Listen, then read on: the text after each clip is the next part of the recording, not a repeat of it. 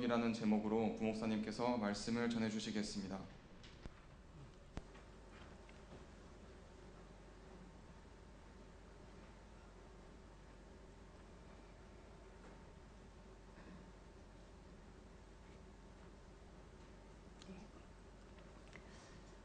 만약 자신이 죽는 날을 미리 알고 있다면 사람들은 어떤 선택을 하게 될까요?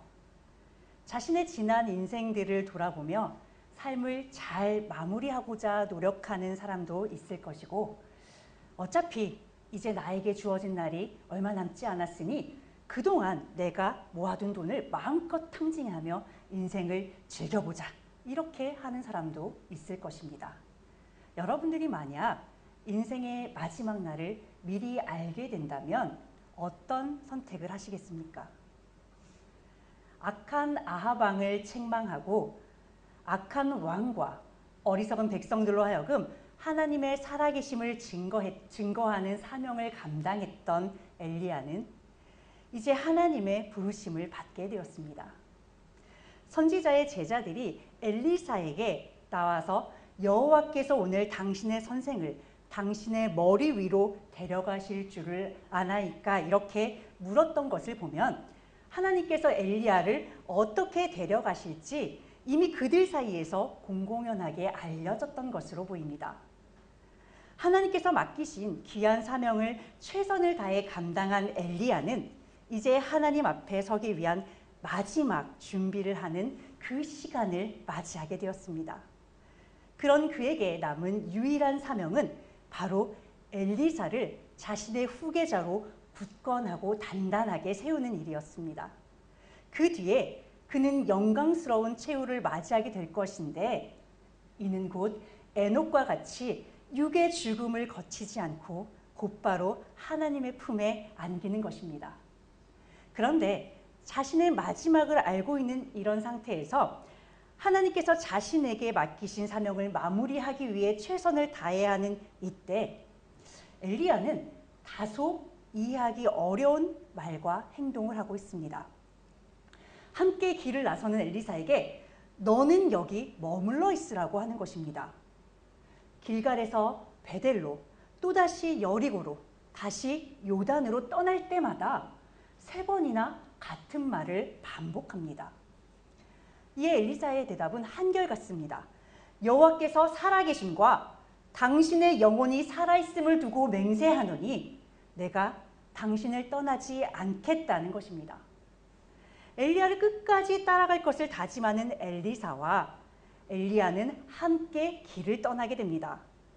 이들은 하나님께서 엘리야를 이끄시는 곳으로 자리를 옮길 때마다 똑같은 말과 똑같은 행동을 3차례나 반복합니다. 엘리야는 엘리사에게 여기 머물러 있어, 이렇게 이야기하고, 엘리사는 무슨 소리냐고, 나는 끝까지 스승님을 쫓아갈 거예요. 엘리야의 청을 거절하면서까지 엘리야와 동행하는 모습을 보입니다. 그리고 옮겨간 그 장소마다 그곳에 있던 선지자의 제자들은 엘리사에게 나와 이야기하기를 여호와께서 오늘 당신의 선생을 데려가실 줄 아냐고 묻는 것입니다. 그는 선지자의 제자들을 향해 알고 있으니 너희는 잠잠하라, 이렇게 대답합니다. 똑같은 일을 3번이나 반복하고 요단에 이르렀을 때 선지자의 제자 50명이 보는 가운데 엘리야가 겉옷을 가지고 물을 치기 시작했고, 물은 이리저리 갈라지며 두 사람은 마른 땅 위를 건너가게 됩니다. 엘리야를 하나님께서 하늘로 올리실 때까지 끝까지 스승과 동행하겠다는 제자의 굳은 결단을 확인한 엘리야는 그제야 하나님께서 자신을 데려가시기 전에 나에게 구할 것을 구하라, 이렇게 말합니다. 이에 엘리사는 엘리야에게 말하기를 선생님에게 임한 성령의 역사가 갑절이나 나에게 있기를 원한다는 대답을 합니다. 엘리야는 하나님께서 자신을 데려가시는 그 역사를 엘리사가 끝까지 보게 되면 그가 요청한 은혜가 그에게 이루어질 것이라고 대답합니다. 이런 엘리야의 대답을 잘못 이해한다면 하나님의 능력을 자기 마음대로 사용하는 것처럼 들릴 수도 있습니다. 굉장히 교만하게 들릴 수 있어요. 그러나 하나님께서 맡겨주신 능력과 은사는 받은 사람이 어떻게 사용하든 하나님께서는 그대로 이루어 주십니다. 이것이 바로 하나님의 역사입니다. 그렇기 때문에 능력을 받은 자에게는 능력을 받은 그 자체가 문제가 되는 것이 아니라 하나님께서 훗날 이것에 대한 책임을 물으실 것이기 때문에 그것을 두려운 마음으로 허락하신 물질과 말씀과 은사를 사용해야만 합니다. 엘리야가 자신의 욕심으로 하나님의 능력을 사용한 것이 아니었기 때문에 하나님은 엘리야가 말한 그대로 즉각 역사하여 주십니다. 우리는 엘리야의 대답과 그 행동 속에서 하나님의 즉각적인 응답을 받는 비밀을 찾아낼 수 있습니다. 만약 끊임없이 너는 여기에 머물러 있으라고 하는 엘리야의 말을 들은 엘리사가 그 자리에서 네 하고 그대로 기다렸다면 그가 하나님의 능력을 받을 수 있었을까요? 뿐만 아니라 하나님의 일을 감당하는 이토록 위대한 선지자로 역사에 길이길이 남는 그런 선지자로 성장하지는 못했을 것입니다. 하나님의 일을 감당함에 있어 끝까지 최선을 다하겠다는 엘리야의 그 믿음과 결단이 그로 하여금 하나님의 능력을 받게 하고 또 선지자의 사명을 온전히 감당케 한 것입니다. 열왕기상 19장 21절 엘리사가 그를 떠나 돌아가서 한 겨릿소를 가져다가 잡고 소의 기구를 불살라 그 고기를 삶아 백성에게 주어 먹게 하고 일어나 엘리야를 따르며 수종들었더라. 지금 우리가 열왕기하 2장에서 엘리야가 승천하는 이 순간에 하나님이 엘리사를 부르신 것이 아닙니다. 이미 열왕기상 19장 21절에 보면 엘리야가 호렙산에서 하나님으로 하여금 엘리사를 후계자로 삼으라는 명령을 받았어요. 그리고 그는 즉시 호렙산에서 내려온 후에 엘리사를 자신의 후계자로 삼은 상태입니다.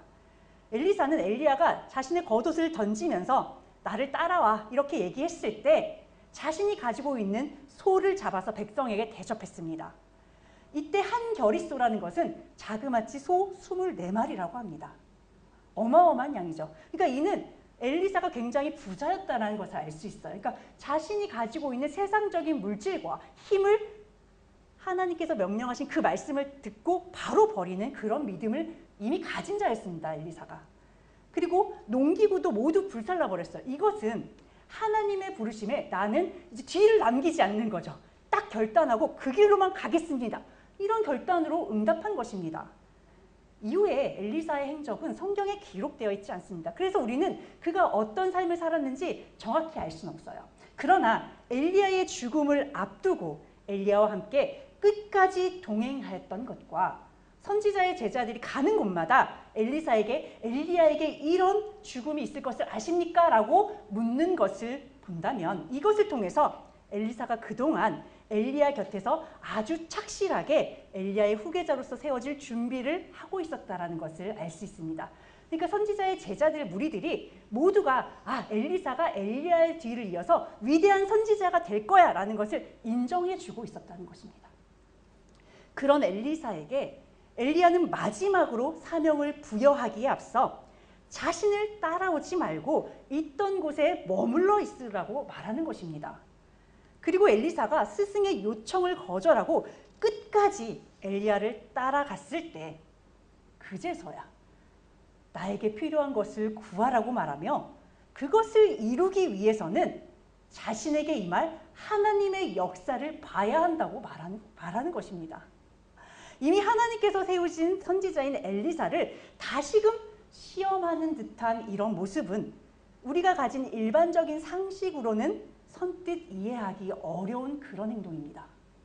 그러나 갈멜산에서 하나님께서 맡기신 사명을 엘리야 자신은 온전히 감당을 했단 말이에요. 그런데 그런 위대한 사명을 감당하고 하늘에서 불을 내리고 850명이나 되는 우상 선지자들과 상대했음에도 불구하고 이세벨의 도발에 자신은 어떻게 했어요? 40일 도망갔습니다. 그리고 하나님 앞에 죽기를 간구했어요. 자신이 그런 믿음을 가졌다는 것입니다. 그런 자신을 돌아봤을 때 하나님의 사명을 감당한다는 것이 그 무게가 얼마나 힘겨운 것인지를 그는 이미 알고 있는 것입니다. 엘리야가 자신의 연약함을 돌아보았을 때 엘리사를 보면 앞으로는 더 세상이 악해질 게 분명하거든요. 계속해서 더 악한 왕이 일어날 게 분명하거든요. 그렇기 때문에 그가 과연 자신이 감당해야 할 사명을 앞으로 능히 감당할 수 있을 것인지, 그 믿음을 달아보는 마지막 관문으로 엘리야가 택한 것이 바로 너는 여기 머물러 있어, 이렇게 명령하는 것입니다. 우리는 엘리야의 이런 행동을 통해 제자를 굳건한 믿음의 반석에 세우기 위한 스승의 마음을 이해할 수 있어야 합니다. 천국은 마치 밭에 감추어둔 보화와 같다, 이 말씀 다 아실 거예요. 누구라도 보화를 발견한 사람은 기꺼이 자신의 소유를 모두 팔아서라도 그 밭을 사기 위해 노력을 할 것입니다. 그러나 황무지와도 같은 땅에서 그 어떤 소산물도 기대할 수 없는 그런 땅을, 전 재산을 팔아서 그 땅을 사는 사람을 보는 주변 사람이라면 우리의 마음이 어떨까요? 여러분의 자녀나 사랑하는 가족이 만약에 그런 행동을 하고 있다면 영문을 모르는 여러분들의 마음은 아마 답답함에 속이 새까맣게 타들어가는 그런 심정일 것입니다. 딱 한 사람, 그 밭에 금은 보화가 가득 묻혀 있다는 것을 아는 그만이 후회가 없을 것이며 전 재산을 다 들여서 그 밭을 산 것에 온전히 기뻐할 수 있을 것입니다. 다른 사람의 눈에는 보이지 않는 그 보화가 그곳에 있음을 알고 있기에 그는 세상 모든 사람들이 손가락질하고 조롱하더라도 절대 흔들리지 않을 거예요. 굳이 사람들의 이해를 구할 필요가 있을까요? 전혀 없죠. 엘리야가 엘리사에게서 보기 원했던 마음이 바로 이 정도의 확신입니다. 엘리사는 엘리야가 하나님의 뜻을 이행하는 선지자라는 것을 한치의 의심도 없이 가지고 있었기 때문에 그가 겉옷을 던지며 나를 따라오라고 말했을 때 즉각 순종할 수 있었습니다. 부모님과 마지막 인사를 하며 자신을 둘러싼 세상과 완전한 단절을 선언하고 믿음의 길을 떠났던 그런 엘리사입니다.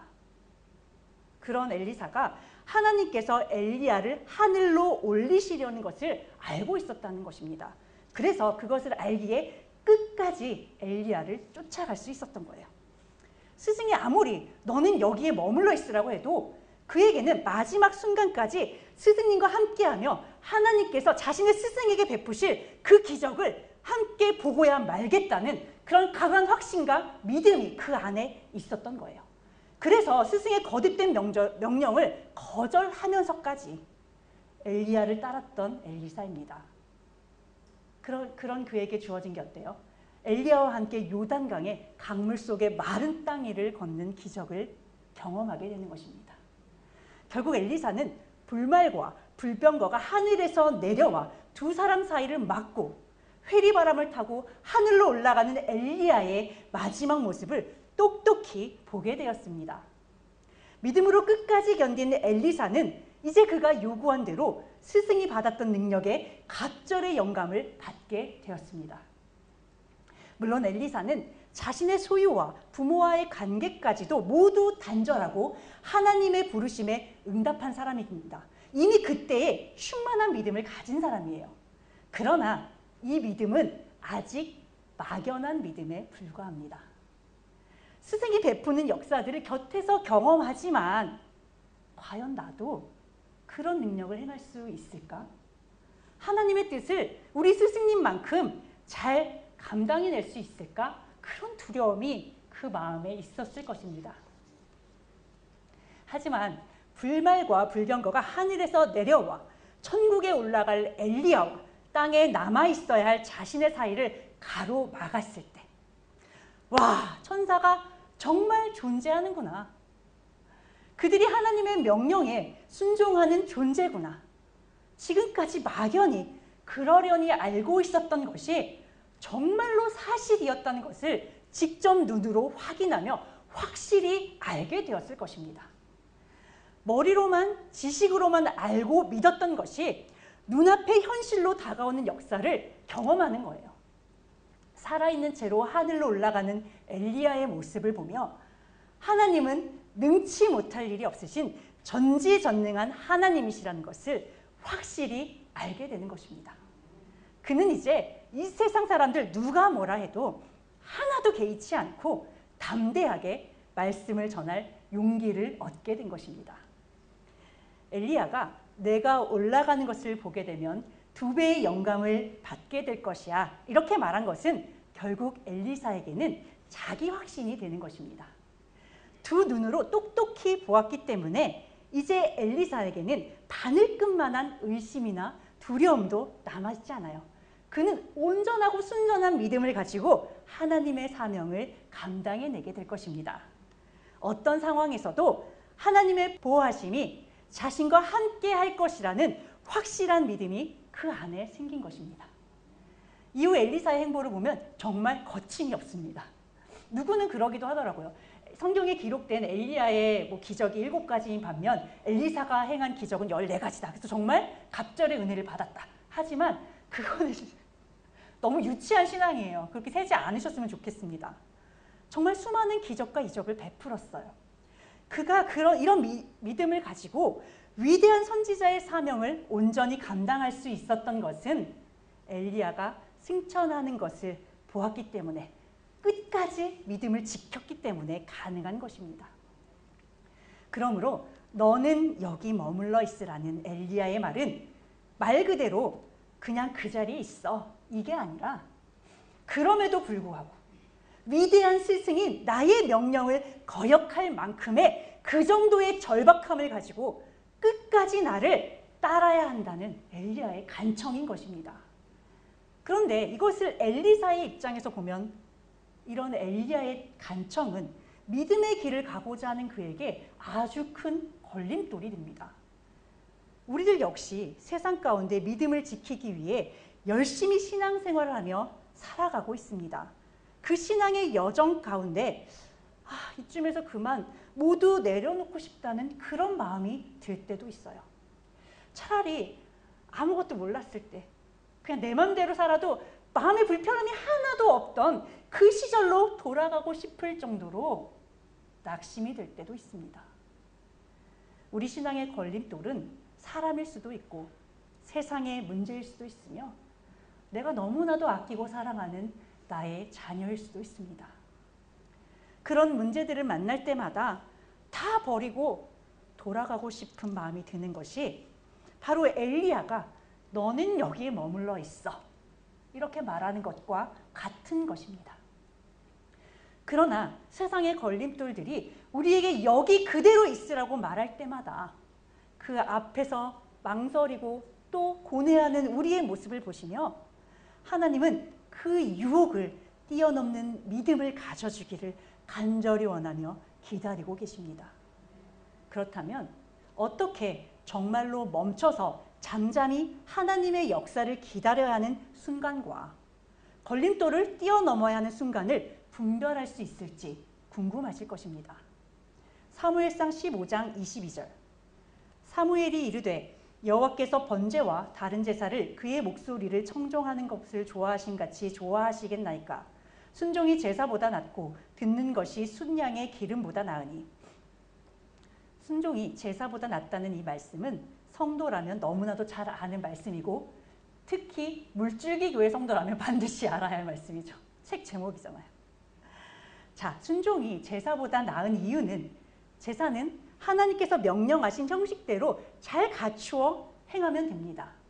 그러나 순종은 하나님을 진심으로 사랑하는 마음으로 그 뜻을 바로 깨달아야만 할 수 있기 때문에 그렇습니다. 입으로는 나를 엄마를 정말 사랑해 이렇게 말하면서도 정작 엄마의 마음을 헤아리지 못하는 자녀를 한번 생각해 보시면 이해하시기가 쉬울 것입니다. 엄마가 원하는 것은 아이가 스스로 자신의 인생을 살아가는 것이죠. 그렇기 때문에 아이가 성인이 되어 살아가는 데 필요한 습관을 가르치고 훈육하는 것입니다. 그러나 엄마의 큰 뜻을 헤아리지 못하는 아이는 엄마가 가르치는 대로 할 일을 하면 엄마가 기뻐하니까 엄마가 시키는 것만 좀 어떻게 하면 되겠지. 거기에 잘 맞춰주면 되겠지. 이런 생각만 하고 자신은 생각을 하지 않는다고 한번 생각해 보세요. 요즘에는 이런 어머니들이 없습니다만 제가 자랄 때는 참 많이 들었던 이야기가 있어요. 뭐냐면 엄마가 자녀에게 생선 살을 발라 먹이고 자신은 생선 꼬리와 뼈에 붙은 그 찌꺼기 같은 살을만 먹는 거예요. 그러니까 자녀가 자라서 우리 엄마는 살 못 먹어요. 우리 엄마는 꼬리만 먹어요. 이런 얘기 많이 들어보셨죠? 도대체 언제까지, 어디까지 가르쳐야 하는지 답답한 노릇입니다. 그런데 이 아이가 만약 자신을 사랑해주는 엄마의 그 배려 뒤에는 엄마의 희생이 있음을 알았다면 어땠을까요? 그런 자녀는 형식적인 수준에 그쳐서 우리 엄마 생선살 못 먹어요. 이런 말 하지 않겠죠. 엄마가 나에게 가장 좋은 것을 주었다는 것을 알고 그런 엄마에게 자신 역시 가장 좋은 것을 주기 위해 최선을 다할 것입니다. 엄마가 기뻐할 만한 것들을 찾겠죠. 그리고 여전히 나에게 생선살을 발라주길 원하는 엄마에게 엄마가 마음 편히 그것을 드실 수 있도록 생선을 여러 마리 사서 엄마를 대접할 것입니다. 엄마가 자녀의 모습에 정말로 기뻐하실 수 있듯이 하나님을 온전히 사랑하는 마음으로 하나님의 뜻을 행하기 위해 애쓰는 우리가 선택하는 모든 것을 하나님께서는 기쁘게 받아주십니다. 이것이 바로 순종이에요. 그리고 엘리야가 엘리사에게 응답한 것을 그대로 들어주신 것처럼 우리가 살아가며 응답하는 대로 하나님께서도 친히 역사해 주심으로 우리의 삶이 결코 부끄럽게 하지 않으실 겁니다. 엘리야는 하나님의 뜻대로 육의 죽음을 경험하지 않고 승천했습니다. 엘리사는 스승이 걸었던 그 선지자의 길을 그대로 따라가게 되었어요. 엘리사가 간구한 대로 엘리야가 행한 능력의 갑절의 능력을 엘리사에게 부어주신 하나님의 놀라운 축복이 이제 엘리사의 인생 가운데 늘 드러나게 될 것입니다. 만약 엘리사가 다른 제자들처럼 먼 발치에서 바라만 보았다면, 스승이 너는 여기에서 기다려, 여기 머물러 있어 라고 하는 말에 그대로 그 자리에 주저앉았다면 그 역시 하나님의 능력을 세상에 드러내지 못했을 것입니다. 그는 끝까지 견디는 믿음으로 엘리사의 겉옷을 주어 엘리야가 행했던 것과 동일하게 요단강에 물을 치며 이리저리 갈라진 물을 건넜습니다. 여리고에 있던 선지자의 제자들은 엘리야의 성령이 하시는 그 역사가 그대로 엘리사 위에 머물러 있음을 보고 그에게로 나와 경배했다고 합니다. 하지만 끝까지 엘리야를 따라가 하나님의 역사하심을 직접 경험했던 엘리사와는 달리 선지자의 제자들은 엘리야의 승천에 대한 소식을 미리 알고 있었음에도 불구하고 그들은 아무것도 하지 않았습니다. 그저 엘리사에게 그 말이 사실이냐고 그렇게 묻는 거죠. 그들을 향해 엘리사가 잠잠하라고 했던 것은 마치 하나님의 역사를 무슨 가십거리처럼 여기며 확인하고자 하는 그들에게 하나님의 크신 역사 앞에 입으로만 떠드는 그런 죄를 짓지 말라고 잠잠하라고 하는 것입니다. 선지자의 제자들은 엘리야에게 임했던 성령의 역사가 엘리사에게 그대로 머물러 있는 것을 경배하면서도 한편으로는 엘리야를 성령이 이끌고 가다가 어디에 떨어뜨렸을 수도 있으니 자신들이 그를 찾아보겠다고 이야기합니다. 정말 너무 어이없지 않습니까? 엘리사는 이미 하나님의 역사를 눈으로 목도했기 때문에 그럴 필요 없다 이렇게 대답하지만 그들은 끝내 사람들을 보내서 엘리야를 찾았습니다. 그리고 빈손으로 돌아와 엘리사에게 책망을 받게 됩니다. 그들의 행동 하나하나가 그들의 믿음 없음을 드러내고 있습니다. 이후 엘리사는 물이 좋지 않아 고통을 당하는 여리고에 기적을 베풀어 주게 됩니다. 여리고는 보기에는 아름다운 성읍이었지만 물이 좋지 못해 토산이 익지 못하고 떨어지는 곳입니다.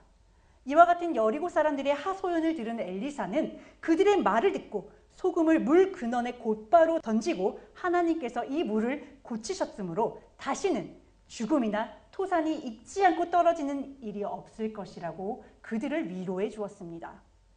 이 말을 우리의 신앙에 대입해 보면 보기에는 아름답지만 열매가 없는 그 신앙은 외식적인 신앙이라는 것입니다.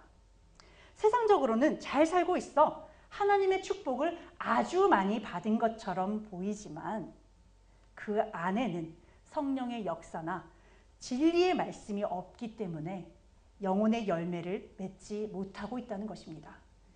교회를 아무리 오래 다니고 물질적인 풍요를 누리고 있다 하더라도 하나님께 드릴 영혼의 열매가 없다면 그 삶은 하나님과 상관이 없는 삶입니다.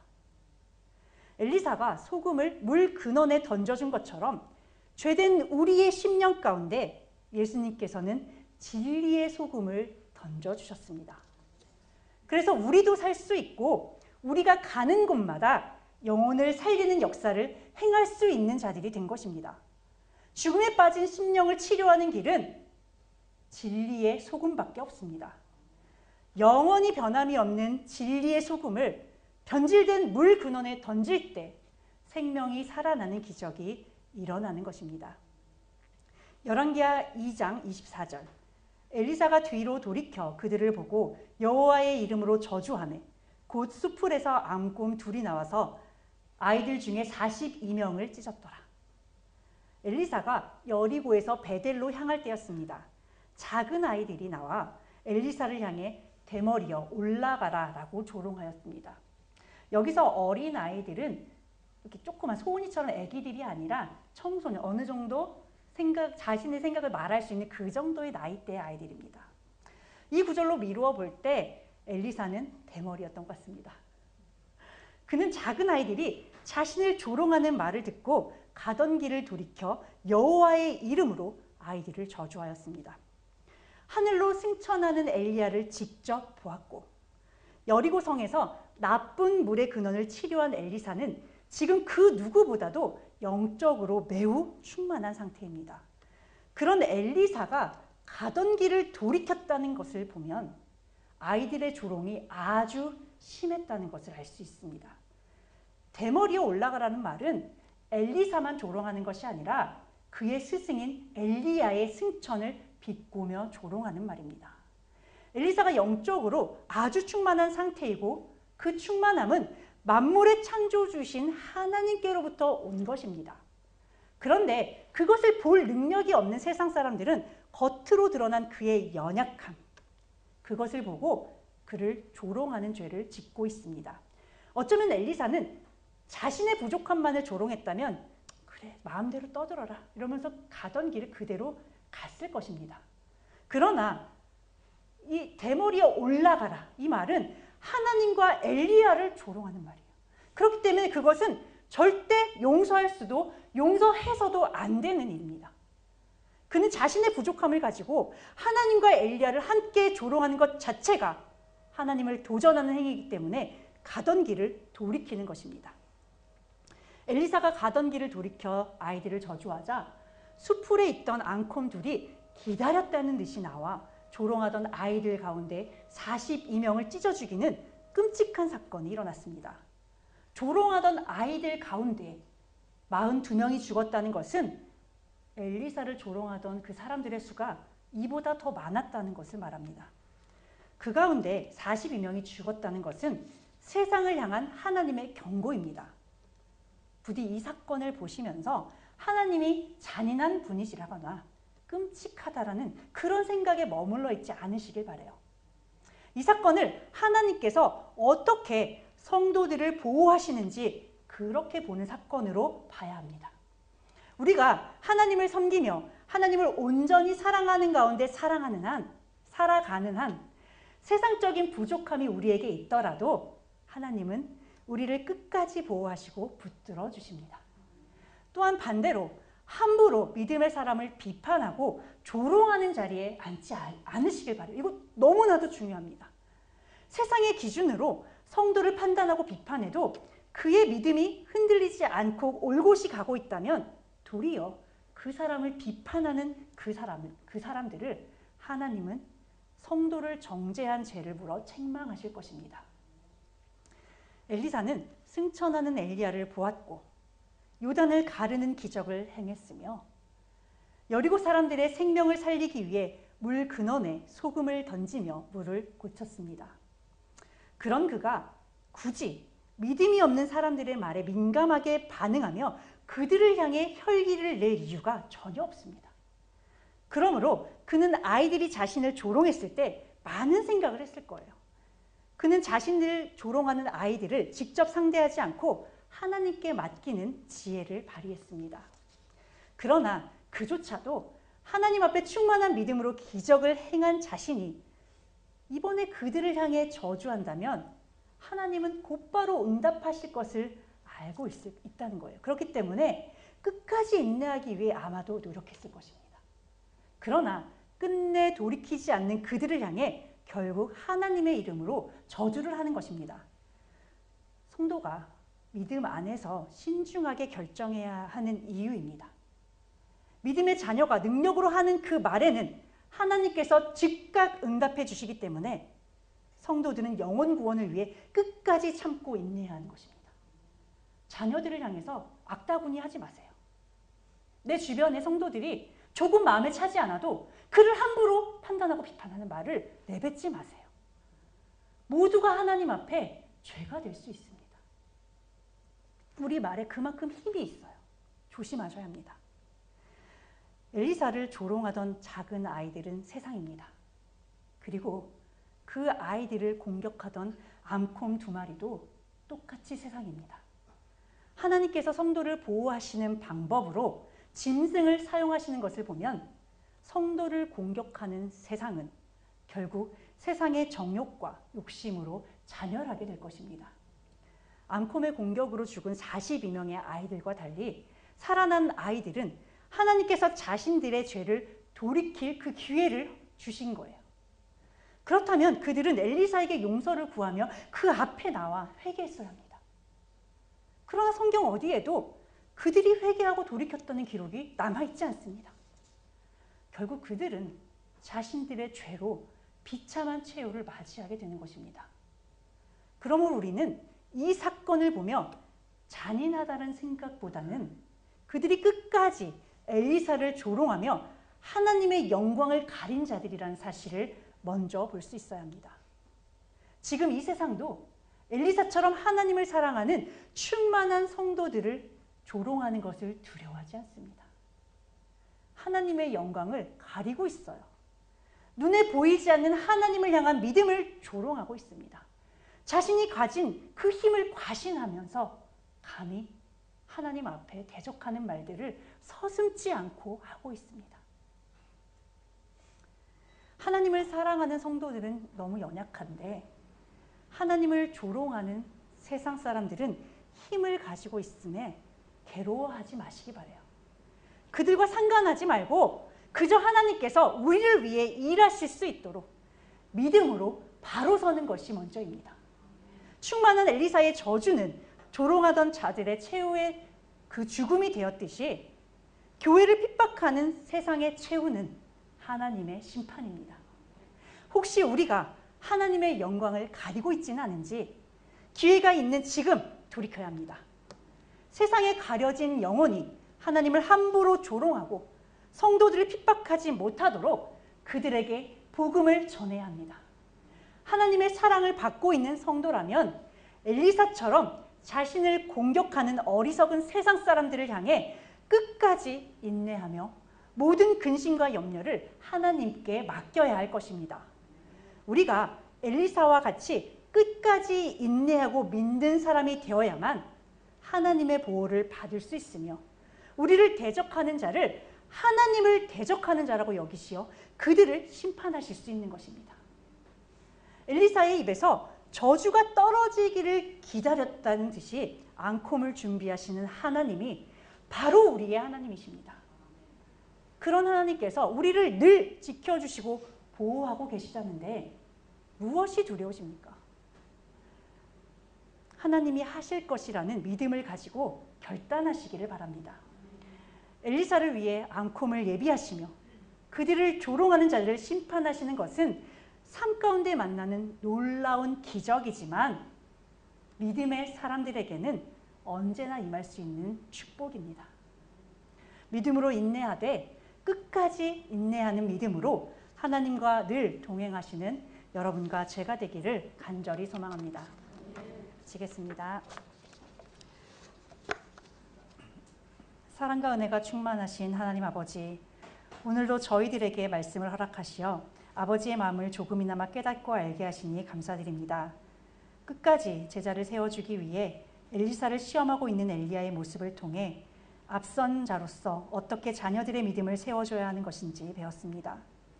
사랑하고 존경하는 스승의 말을 거역하고라도 하나님의 약속과 뜻을 따르기를 원했던 엘리사의 결단을 통해 하나님의 자녀로서 이 세상 가운데 어떻게 믿음의 확신을 가지고 살아가야 하는 것인지도 배웠습니다. 하나님의 말씀 앞에 행동하지 않고 입으로만 떠드는 신앙의 결과가 무엇인지 선지자의 제자들의 모습을 통해 배웠습니다. 감히 하나님의 사람을 조롱한 세상 사람들을 하나님께서 어떻게 심판하시는지도 보았습니다. 말씀을 통해 하나님을 밝히 드러내시고 하나님을 아는 지혜가 저희 안에 있게 하셨으니 이제 그 말씀을 가지고 잠잠히 있어 주님께 책망받는 자가 되게 하지 마시고 세상에 나가 진리의 말씀을 선포하고 전하게 하여 주시옵소서. 이미 저희에게 말씀을 깨달을 지혜를 허락하여 주셨고 담대히 말씀을 전할 수 있는 용기와 건강 또한 허락하여 주셨사오니 그저 이미 주신 주님의 능력에 의지하여 결단하고 나아가기를 원합니다. 엘리사와 같이 끝까지 견디는 믿음으로 하나님 앞에 나아가는 저희들이 되기를 간절히 소망하며 예수 그리스도의 이름으로 기도드립니다. 아멘.